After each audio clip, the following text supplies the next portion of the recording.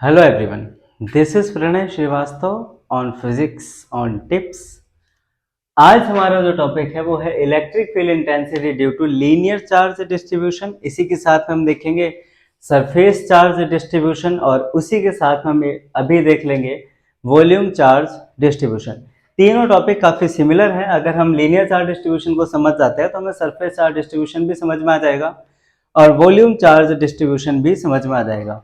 इससे पहले मैंने एक टॉपिक पढ़ाया था, उसका नाम था electric field intensity due to point charge, बिंदुवत आवेश के कारण विद्युत क्षेत्र की तीव्रता। हमने इस टॉपिक को डिस्कस किया था। इसका लिंक मैं डिस्क्रिप्शन बॉक्स में दे दूंगा, आई बटन पे दे दूंगा और वीडियो के एंड में भी इसका मैं लिंक दे दूंगा। वहां पर जाकर उस टॉपिक को देख सकते हैं क्योंकि ये टॉपिक बिल्कुल उसी टॉपिक की तरह है। तो उसमें क्या किया था उसी के अकॉर्डिंग मैं यहाँ पे आके आपको समझाता हूँ। आप समझ जाओगे टॉपिक को कि भाई इस टॉपिक को करना कैसे है। तो मान लेते हैं एक इन्फिनिटी लॉन्ग वायर है, एक वायर है जो कहां तक जा रहा है, इन्फिनिटी तक जा रहा है और ये यूनिफॉर्मली चार्ज्ड है। अब क्या है कि हम पूरे के लिए तो वैल्यू फाइंड आउट कर नहीं सकते, तो हमें इसका एक स्मॉल सेगमेंट कंसीडर करना पड़ेगा। हमने एक स्मॉल सेगमेंट ले लिया इसका डीएल, जिस पर चार्ज है डीक्यू। इससे स्मॉल आर डिस्टेंस पर कोई पॉइंट पी है जहां पर एक इमेजिनरी चार्ज क्यू नॉट है, जिसको हम टेस्ट चार्ज कह सकते हैं। वहां पर हमें electric field intensity find out करनी है। ध्यान देना, हमें फाइंड आउट करना है इलेक्ट्रिक फील्ड इंटेंसिटी। ये टॉपिक सेम उसी टॉपिक की तरह electric field intensity due to point charge, इसके बारे में मैंने अभी थोड़ी देर पहले बताया था। तो अब हमें क्या करना है कि जब भी हमें इलेक्ट्रिकल फोर्स या electric field intensity find out करनी होती है, हम हमेशा सबसे पहले कूलम्ब्स फोर्स फाइंड आउट करते हैं। तो देखते हैं, तो ये कूलम्ब्स फोर्स कौन लगाएगा? Charge D Q. किस पे लगाएगा? क्यू नॉट पर। और क्यू नॉट से ये डिस्टेंस कितना है इनके बीच में? Small R. तो देखते हैं सबसे पहले coulomb's force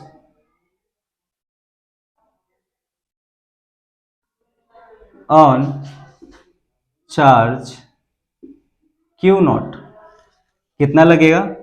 F equals to के Q1 Q2 upon R square. ध्यान देना, Q1 की जगह पर क्या है हमारे पास? DQ है, तो हमने Q1 की जगह पर क्या लिख दिया? DQ। Q2 की जगह पर हमारे पास क्या है? Q नॉट अपॉन बीच में डिस्टेंस कितना है? R square. ध्यान देना, जब हमारे पास चार्ज DQ है, हमने चार्ज पूरे लीनियर चार्ज वायर का एक स्मॉल सेगमेंट कंसीडर किया है, तो वहां पर फोर्स भी स्मॉल होगा। DQ की वजह से हमारा जो फोर्स होगा हम उसको क्या लिखेंगे? DF। अब आगे देखते हैं, Q नॉट को हम DF के नीचे लाते हैं, ये हो जाएगा DF upon Q naught equals to K DQ upon R square. हमें बहुत अच्छे से पता है कि इलेक्ट्रिक फील्ड इंटेंसिटी जो होती है, यहां पे लिख देता हूं, इलेक्ट्रिक फील्ड इंटेंसिटी जो होती है वो होती है F upon Q not. But आप देख सकते हैं यहां पर ये DF अपॉन Q नॉट है, इसकी वजह से ये जो E है वो भी क्या बन जाएगा? DE equals to K DQ upon R square. मैं पहले भी कई बार एक्सप्लेन कर चुका हूं कि अगर हमें कभी भी टोटल वैल्यू फाइंड आउट करनी होती है तो हम हमेशा उसका इंटीग्रेशन करते हैं, यानी कि समाकलन करते हैं। तो हम इसका इंटीग्रेशन कर देते हैं। नाउ इंटीग्रेट, हम इसका इंटीग्रेशन करते हैं। इंटीग्रेशन करेंगे तो इंटीग्रेशन किसका होगा? DE का, और इधर K अपॉन आर स्क्वायर बाहर आ जाएगा और इंटीग्रेशन किसका होगा? DQ का। हम इतना लिखकर भी छोड़ सकते हैं, बट अभी पिछले वीडियो हमने डिस्कस किया था कि लीनियर चार्ज डेंसिटी, तो वहां पर हमने लिखा था कि linear charge density lambda equals to DQ upon DL। तो अगर मैं यहां से फाइंड आउट करूं तो DQ किसके इक्वल हो जाएगा? लैम्डा DL के। इस वैल्यू को यहां पुट कर देते हैं, तो इंटीग्रेशन में हो जाएगा DE equals to K upon R square, और इस DQ की जगह पर क्या आ जाएगा? DL। और अगर हम DE का भी इंटीग्रेशन करें तो हम यहाँ पर DE को इंटीग्रेट करके फिलहाल के लिए कैपिटल E लिख लेते हैं। तो इस तरह से हमने बहुत आसानी से इस टॉपिक को समझ लिया कि भाई लीनियर चार्ज अगर कोई इन्फिनिटी लॉन्ग वायर है तो उसके लिए अगर हमें electric field intensity find out करनी है तो हम सबसे पहले उसका एक स्मॉल सेगमेंट कंसीडर करेंगे।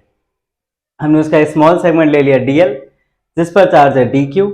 इससे स्मॉल आर डिस्टेंस पर किसी पॉइंट पी पर electric field intensity find out करनी है। बट हमें पता है कि जब भी हमें electric field intensity find out करनी होगी उससे पहले हमें उसके ऊपर कूलम्ब्स फोर्स फाइंड आउट करना पड़ेगा। तो इसीलिए हमने सबसे पहले फाइंड आउट किया फोर्स। फोर्स का फॉर्मूला होता है के क्यू1 क्यू2 अपॉन आर स्क्वायर। मैं यहाँ साइड में लिख भी देता हूँ कि कूलम्ब्स फोर्स का फॉर्मूला क्या होता है, के क्यू1 क्यू2 अपॉन आर स्क्वायर। इसका भी कूलम्ब्स फोर्स का भी टॉपिक का लिंक मैं आपको डिस्क्रिप्शन बॉक्स में दे दूंगा या आई बटन पे दे दूंगा या टॉपिक के लास्ट में मेंशन कर दूंगा। आप वहां से जाके कूलम्ब्स फोर्स को बहुत आसानी से समझ सकते हैं। और आपके पूरे इलेक्ट्रोस्टैटिक्स का जो सबसे इंपॉर्टेंट और जहां से शुरुआत हुई है वो टॉपिक कौन सा है, कूलम्ब्स फोर्स। तो आप उसको पहले समझ लेना, इससे ये थोड़ा आसान हो जाएगा। तो डी एफ इक्वल्स टू के, क्यू1 की जगह पर है हमारा डी क्यू, क्यू2 की जगह पर है हमारा क्यू नॉट अपॉन में आर स्क्वायर। हमने क्यू नॉट को यहाँ ट्रांसफर किया, D F upon Q not, actual में एफ अपॉन क्यू नॉट होता है ई, तो D F upon Q not हो जाएगा डीई। हम इसमें स्मॉल सेगमेंट को ले रहे हैं तो हमारा इलेक्ट्रिक फील्ड भी एक स्मॉल पार्ट ही आएगा। तो DE equals to K D Q upon R square. पहले भी हम कई बार डिस्कस कर चुके हैं कि अगर हमें टोटल वैल्यू निकालनी होती है तो हम इंटीग्रेशन करते हैं। इंटीग्रेशन करते हैं डीई इक्वल्स टू के अपॉन आर स्क्वायर, इंटीग्रेशन किसका होगा, डी क्यू का। डी को हम लिख देते हैं E K upon R square, D Q को हम लिख सकते हैं लैम्डा डीएल। अच्छा, ये टॉपिक तो हो गया लीनियर चार्ज डिस्ट्रीब्यूशन के लिए, लीनियर चार्ज वायर के लिए। अगर हमारे पास सरफेस चार्ज डिस्ट्रीब्यूशन होता तो मैं इसका डेमो डायग्राम यहां बना देता हूं, आपको इसी टॉपिक में समझ में आ जाएगा। मान लेते हैं कि ये जो हमारे पास शीट है, एक एरिया एक सरफेस है जो इंफिनिटी लॉन्ग है, इसका एक्सपेंशन इंफिनिटी तक हो रखा है, मान लेते हैं। वैसे ही जैसे हमने इसको माना है कि ये कहां तक जा रहा है, इंफिनिटी तक, वैसे ही मान लेते हैं ये भी कहां तक फैला हुआ है, इंफिनिटी तक। तो हम पूरे इंफिनिटी के लिए फाइंड आउट तो नहीं कर सकते, तो मुझे इसमें क्या करना पड़ेगा, इसका भी एक स्मॉल सेगमेंट लेना पड़ेगा। मान लेते हैं मैंने एक इसका स्मॉल सेगमेंट ले लिया, दैट इज ds, क्योंकि पूरा एरिया अगर s होगा तो मैंने इसका एक स्मॉल पार्ट ले लिया, दैट इज ds। अगर ये ds है तो मान लेते हैं इसके पास में चार्ज कितना है, dq। ठीक वैसे जैसे यहाँ पे dl लिया था, चार्ज लिया था dq, वैसे हमने यहाँ पर एरिया ले लिया ds और चार्ज ले लिया हमने dq। इस स्मॉल सेगमेंट से स्मॉल r डिस्टेंस पर हमें किसी पॉइंट p पर electric field intensity find out करनी है, और वहां पर भी हम क्या कंसीडर कर लेते हैं, एक चार्ज q नॉट। और मान लेते हैं कि यहां से लेकर यहां तक का जो डिस्टेंस है वो r है। जैसे यहां पर यहां से लेकर यहां तक का डिस्टेंस कितना है, r है। ध्यान देना दोनों टॉपिक सेम है, यहाँ पर dq है, यहाँ पर dq है, यहाँ पर q नॉट है, यहाँ पर q नॉट है। पूरा topic as it is solve होगा सरफेस चार्ज डिस्ट्रीब्यूशन के लिए। बस लास्ट में आके क्या होगा, ये जो वैल्यू लिखी हुई है लैम्डा डीएल, इसमें आ जाएगा, यहां लिख देता हूं मैं surface charge density, surface charge density. और सरफेस चार्ज डेंसिटी होती है sigma equals to D Q upon D S. तो हम यहां से डी क्यू निकालेंगे और हम यहां पर लिख देंगे sigma into D S. I think आप समझ गए होंगे। अब बस यहां पर जो हमने लैम्डा डीएल लिखा है, अब इस टॉपिक में हम इसकी जगह पर लिख देंगे सिग्मा इंटू डी एस। अगर आप ये भी समझ गए हैं तो डेफिनेटली आप वॉल्यूम वाला भी समझ जाएंगे। उसमें हमारे पास एक इन्फिनिटी एक्सपेंडेड वॉल्यूम होगा। मैं इसको वॉल्यूम बनाने के लिए इसको थोड़ा पीछे कंसीडर कर लेता हूं, इस तरह से मान लेते हैं इन्फिनिटी एक्सपेंडेड है, इस पर चार्ज है, तो हमने एक इसका स्मॉल पार्ट, एक स्मॉल वॉल्यूम ले लिया, जैसे वहां पर ds लिया था। अब की बार हम क्या ले लेंगे, dv। इस बार हम क्या ले लेंगे, इसमें dv, उस पर चार्ज dq, और इससे r डिस्टेंस पर किसी पॉइंट p पर फाइंड आउट करना है। तो बस इसमें वही होगा, जहां पर लीनियर चार्ज डिस्ट्रीब्यूशन है, सरफेस चार्ज डिस्ट्रीब्यूशन है। अब की बार यहां पर आ जाएगा इस टॉपिक के लिए वॉल्यूम चार्ज डेंसिटी। हम यहां पर क्या काम में लेंगे, volume charge density. Volume charge density को आपको याद हो तो मैंने पिछले टॉपिक में डिस्कस किया था, रो कहते हैं। रो का फॉर्मूला होता है dq अपॉन dv। हम यहां से dq की वैल्यू फाइंड आउट करते हैं, वो हो जाएगा रो इंटू dv। इस बार क्या चेंज करना है, जहां पर आपने सिग्मा ds लिखा है, इस बार इस जगह पर आ जाएगा रो dv। आई होप कि आपको ये टॉपिक समझ में आ गया होगा, वो भी एक साथ तीन टॉपिक। तो फिजिक्स बहुत आसान है, बट उसको ट्रिक्स से पढ़ा जाता है, उसको टिप्स पे पढ़ा जाता है।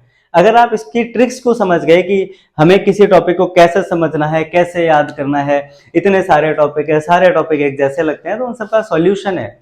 अगर आप उनके डायग्राम्स को समझ गए तो आपका ये टॉपिक आसान हो जाएगा। अगर आपको टॉपिक समझ में आया हो, मेरा समझाना आपको पसंद आया हो, तो मेरे चैनल को लाइक करें, सब्सक्राइब करें और अपने दोस्तों के साथ शेयर करें। वो भी अपने दोस्तों को शेयर करें, ऐसा मैं आशा करता हूँ। Thank you so much.